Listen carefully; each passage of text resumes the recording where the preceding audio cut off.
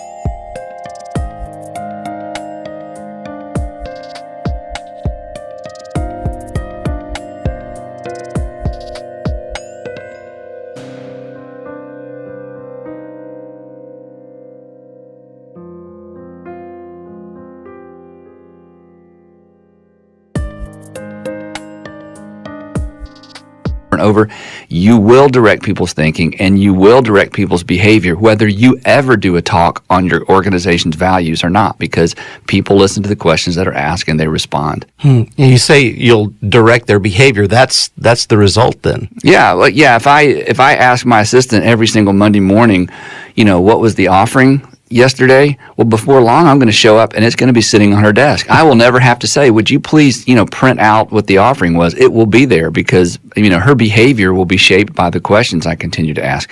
At home, if I tell my kids, hey, I just want you to do your best, just do your best. But then if I'm constantly asking them if they made an A, well, I may say that what I value is do your best, but at the end of the day, they're going to be working for grades because they know that's what I actually value. If you get a call from your spouse or if I get a call from my wife and she says she's had an accident, the next question that comes out of my mouth is a very important question, isn't it? If I say, was the car damaged? Then I've just said to her, what I value more than you is the car. If I say, are you okay? Then I'm communicating what I value is you more than the car. So you can see in a situation like that, the question I ask is very important. But I think that's true organization-wide. It's certainly true with our family. So we need to be careful what we ask, and we need to be intentional about what we ask. So I think the takeaway is we need to listen to the questions we ask and make sure those are the questions we should ask. Then I think we should think about what is actually most important to our organizations and create questions that direct people to what we really value or what we should value, I guess, because questions are very, very powerful. You actually led us in taking the step of associating a question with every one of our core values for that very purpose. Yeah, years ago when we sat down and came up with our core values, they're just static. They're just statements. They're not dynamic. But we decided let's attach a question to every value because it's easy to ask the question that, again, points toward a behavior. So, we took the time to say, okay, what's the question we should ask ourselves or ask each other as it relates to this particular value? And it is much easier to integrate questions into talks and into conversations than it is a statement. We value, whatever it might be. So, questions are very powerful and they should be leveraged. You do this every week in our staff meetings as long as we've had staff meetings. You start by always asking the same thing. Yeah, I open up our staff meetings by asking the question, what happened yesterday or what happened last week that made you feel like you're successful in what you came here to do? In other words, tell me the stories. Tell me what happened. And what that does is it elicits people telling stories that underscore why they came to work here and what we're trying to accomplish as an organization. So even that question, again, as it surfaces stories, those stories reiterate values. I'm able to do a little teaching without people knowing I'm doing teaching on the values. And so, even opening up the staff meeting with that same question. And people come to our meetings knowing that's going to be the first question. So, what happened yesterday or what happened this past week that really connected with what I've come here to do and what we're trying to do as an organization? Yeah, that's what I was thinking when you talked about how it shapes behavior. We don't even ask the question anymore. People just line up at the microphone. That's true. They have their story. Yep, they know we're going to ask for stories and they start. Yeah. Well, what's the best way for someone to make this a part of his or her leadership? Well, I think it goes back to what I said a few minutes ago. I think we need to listen to what we ask and decide, do I really want to direct people's behavior with that question? Listen to what we ask because it is a mirror to what is most valuable to us as opposed to what we say is most valuable. And that's big learning for us. Mm-hmm. I mean, that's huge, especially when you think about what you ask your kids, your spouse, and at work. And then to ask the question, okay, then what do I want people to do? And this is probably another podcast for another day, but what are the behaviors that would be best for this organization? If I could come up with 5 or 6 behaviors I wish everybody in this organization would do. If everybody would do these things consistently, we're going to be more successful. Well, it's as simple as thinking through, what question can I begin to ask? And it may be targeted to a specific group. What question can I begin to ask that will direct people's behavior in a specific direction? Because as a leader and as a boss or a manager, again, my questions will ultimately direct people's priorities and behavior. So there can be some intentionality around this, but along with that, just listen because you have no idea what you're communicating with your questions. That's great. And that leads us to our 6 questions that every leader needs to ask. And some of these we've touched on, but not in this context. And so, Andy, the first question is, who needs to be sitting at the table? Yeah, this is a question I think every leader needs to constantly be asking. How do I get, or do I have the right people at the table? Who needs to be sitting at the decision-making table? This is organization-wide in terms of the broad directional decisions an organization makes. This is as specific as a specific decision that's being made. Before we make a decision, I need to ask the question, who needs to be sitting at the table? Which brains, which sets of experiences, expertise, people who've been here the longest, people who have been here the shortest and bring fresh eyes. I think in every leadership meeting, it's important to ask, do I have the right people at the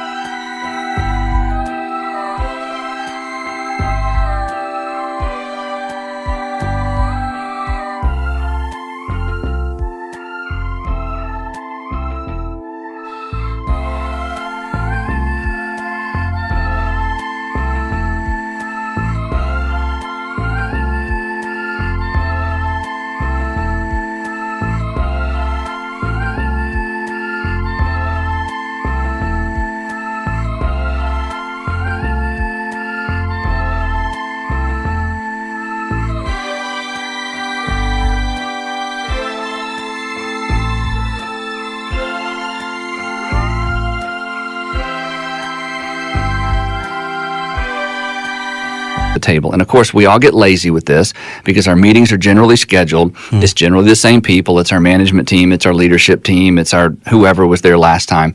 But to stop and to ask from time to time, in light of what we're about to discuss, in light of what we're about to decide, do I have the right people at the table? And I tell leaders all the time, when it comes to decision making, do not think through the org chart.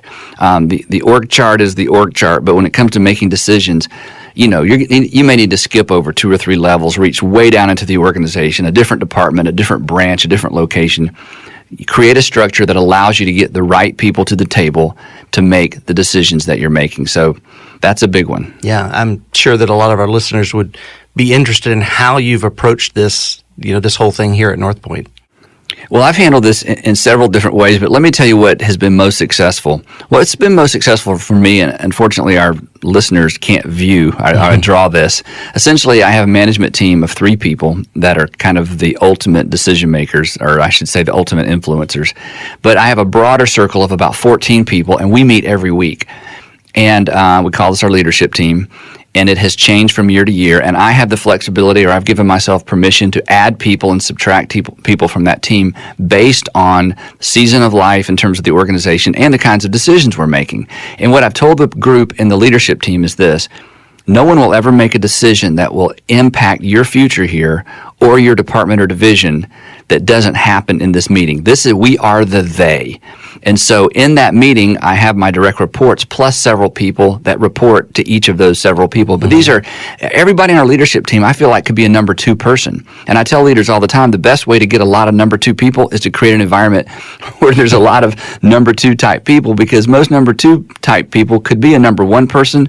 They just don't want to at this particular stage of life, or they don't have that opportunity. But as long as somebody can influence their destiny in an organization, they're generally content to be number 2. The problem is if a leader only has 3 or 4 direct reports, then you really only got 3 or 4 people of that quality or that caliber. But to create an environment where you can get a broader input, which is huge to me, at the same time, let that group know you are the they, and ultimately what the decisions that are going to be made that impact your future here are going to be made right here in this room with you sitting here.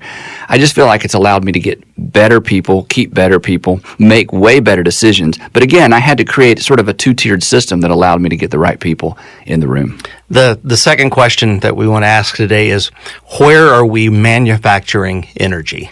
We ask this question all the time. Where are we manufacturing energy? And what the question means is, where are we pretending? Where are we pretending to be more excited about something than we're really excited about? In the marketplace, it's, hey, what product am I being asked to market? What product am I being asked to use?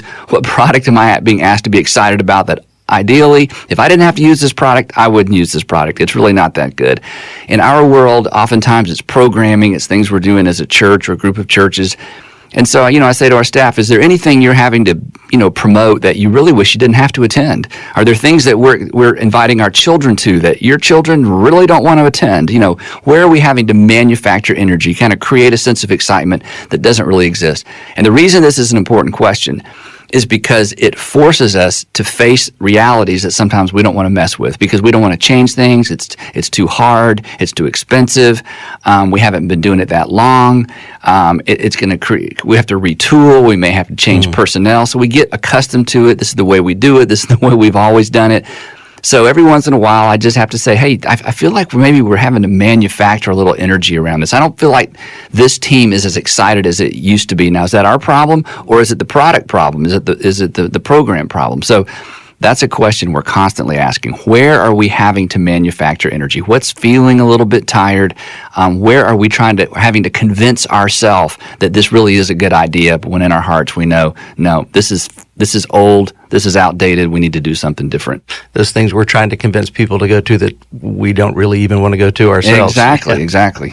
Well, that leads to the third question, and we've touched on this in podcasts before, but it's just so important. We feel like it really warrants further discussion, and the question is, where do I make the greatest contribution to the organization? Yeah, we have talked about this before, but this is one of those questions that I think our natural inclination is to ask it once, and then we get ourselves in a position where we feel like, okay, this is where I make the greatest contribution to the organization. But time goes by, things change, new people come, new people go. We're at a different season of life. So I think it's a question we need to ask at least annually, maybe even more than annually, where in the broad scheme of my immediate responsibilities and where in the broad scheme of the entire organization am I the best fit? Where do I make my best investment? And then again, as we've talked about, what can I do to continue tailoring my job description so that my job description actually matches up with where I make the best or the greatest contribution to the organization? And then again, as we've talked about, creating a dialogue with our superiors to be able to say, hey, I'm going to do what you've asked me to do. I just want you to know, as a new market has opened up, as a new product comes online, as we begin to multiply campuses, whatever the context is, I think I would make a greater contribution to the whole if you allowed me to spend more time on this, less time there.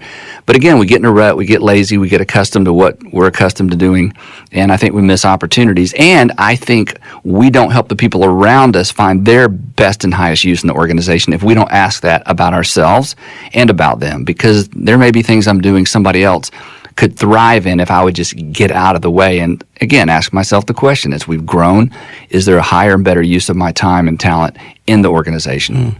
So is the flip side, I guess, to that question, what should I stop doing? It's always that, isn't it? and we, this is so huge. As organizations grow, leaders need to do less. We think we should do more because there's more to do, but the more the less you do, the more you accomplish. The fewer things you do, the more time you can spend in the area where you make the greatest difference. The organization is better, and you create margin, you create space for the people who, again, may be able to fill in those gaps and do a much better job. So, again, as organizations transition and grow, this is a question we need to constantly be asking. It's hard sometimes for people to see maybe what they should stop doing, but it's also hard for you to maybe have to tell your boss, maybe this isn't something you should be doing. Yeah, it's real hard to tell your boss that. And one of the areas where I'm so fortunate is I work with a group of people that I worked with in a different context, and we were peers. I wasn't the boss.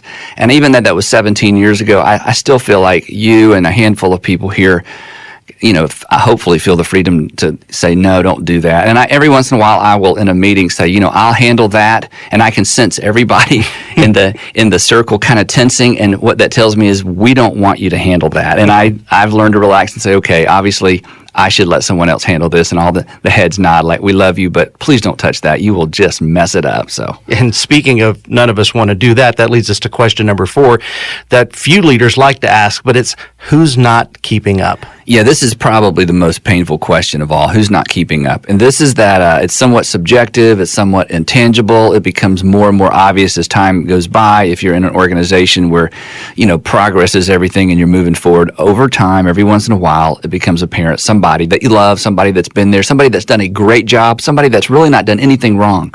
They're just not keeping up. The organization was going 40 miles an hour. They were fine. Now the organization's going 60 miles an hour, and they're only good for about 45 miles an hour, and they're doing their best. They're just not keeping up. And so consequently, we don't like to ask this question. We like to work around people. If we're not careful, entire divisions and departments will find themselves working around somebody because we like them. And again, there's no real reason to address their performance other than the fact that everything's going a little bit faster than they're able to go. But this is extraordinarily important question, especially in nonprofit world, because in nonprofit world, we get the business side of things and the mercy side of things confused at times. And it's not honoring to someone to work around them. It's not honoring to sit in a meeting and talk about them and recognize that they're not keeping up and never address that with them. So it's painful, but it's honoring. And so every once in a while, you have to ask the question, who's not keeping up? And again, this doesn't mean these are people who are no longer going to work in the organization. They just need to be asked to work in a different capacity. But I think, and again, especially in church world and nonprofit world, we avoid this question because it doesn't feel merciful. It doesn't feel in keeping with our values or even our sense of conduct and character. But in fact, if we are committed to the mission and vision of our organization, it's a relevant question. It's a question that needs to be asked. And Lane, I think 9 times out of 10, when we sit down with someone to explain however we explain it, you're just not keeping up. They know. I think we all know.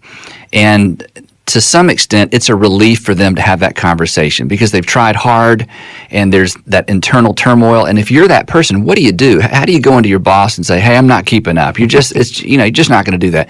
And there's always an honorable way to transition people to a different position. There's always an honorable way to take responsibility off a person. And there's an honorable way to transition someone out of the organization.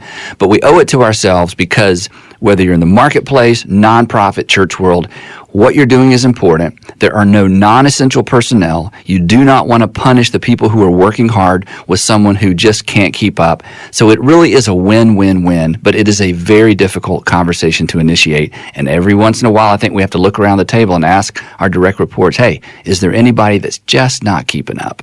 The fifth question, and this is one we wrestled through as an organization a couple of years ago, was what have we fallen in love with that's no longer the best way to, and then you fill in the blank.